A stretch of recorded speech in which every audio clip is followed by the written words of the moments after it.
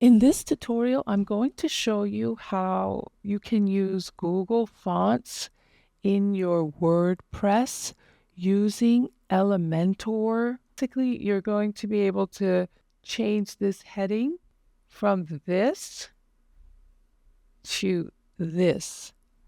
And I'm also going to point out some gotchas because I just learned this recently. Shout out to Ferdy.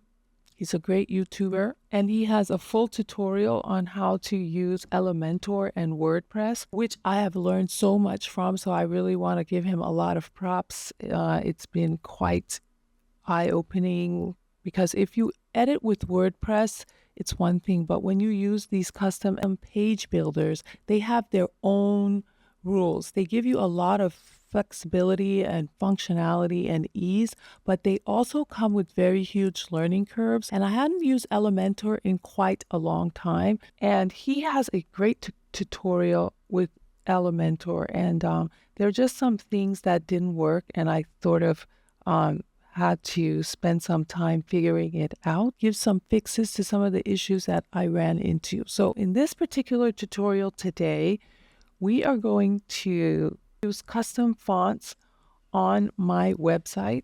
I ran into a little bit of issue, especially when it came to using this font Caveat. So you see here, it looks just like any other font, but the Caveat font is very different. And you see the Caveat font should look like this.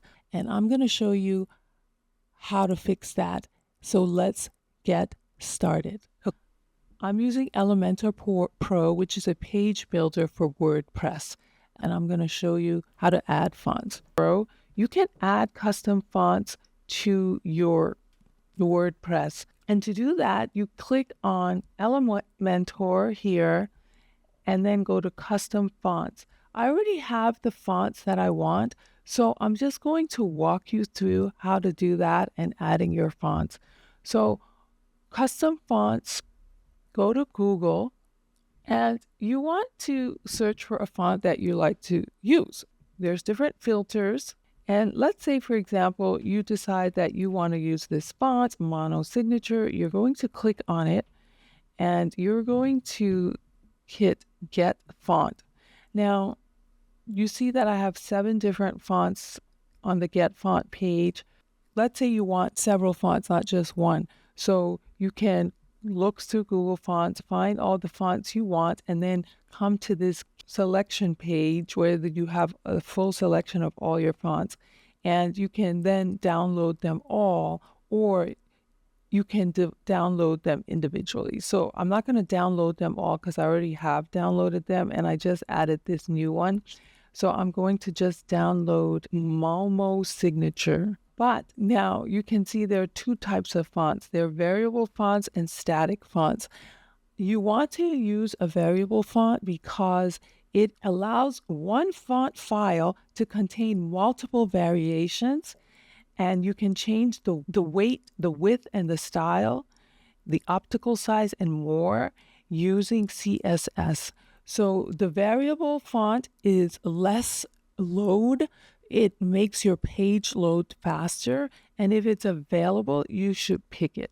If it's not, then you can just go ahead and use static fonts, okay? So just for the sake of this tutorial, to try to make it as short as possible, I'm going to use this, and we're going to download it. It's downloading onto our desktop, and you open it up, and you'll see that it's a zip file. You want to unzip it, which we're going to do that. And now you want to search for this .ttf. Now you're going to go into Elementor, and you're going to add a new font.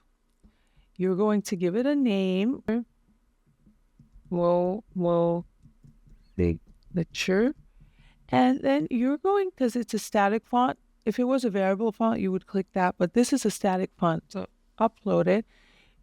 It has different file types. So we want the TTF file because that's the one we downloaded.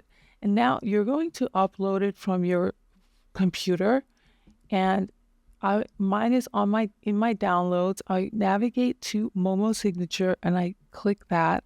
I find it and I'm going to now upload it. Okay.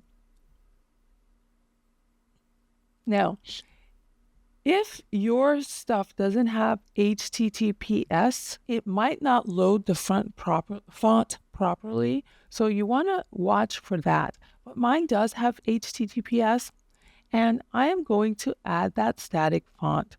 And then I'm going to publish it. And now you can see that, sorry, I added it twice. Now you can see I have the font as I want, and it should display as the font will display on your thing. If it's not doing it, here's the fix. You're going to go into settings, and then you're going to make sure that your WordPress address has HTTPS. If it doesn't have HTTPS, you should add the S to it and save it. And then when you go back to Elementor and do custom fonts, when you upload your custom fonts, when you click add new fonts, and let's say you pick variables, for example, we're going to take this for example. Doesn't matter, we've already done it, but you make sure that it has a HTTPS, and then it should work perfectly. Now, you've uploaded a font and you want to apply it to your page. Okay, so here's how we can do it. I'm going to update my page here, and I click Edit with Elementor. Now, here's the font, here's the text I want to change the font to. So I'm going to select that. I'm going to go into Style and go into Typography. I'm going to search for the font. So Momo Signature, and you can see that font is now applied. Now, obviously, this doesn't look that good. I wouldn't use this font for this particular sentence. It's not very legible, but the point that I'm trying to make is that you can use whatever font you want.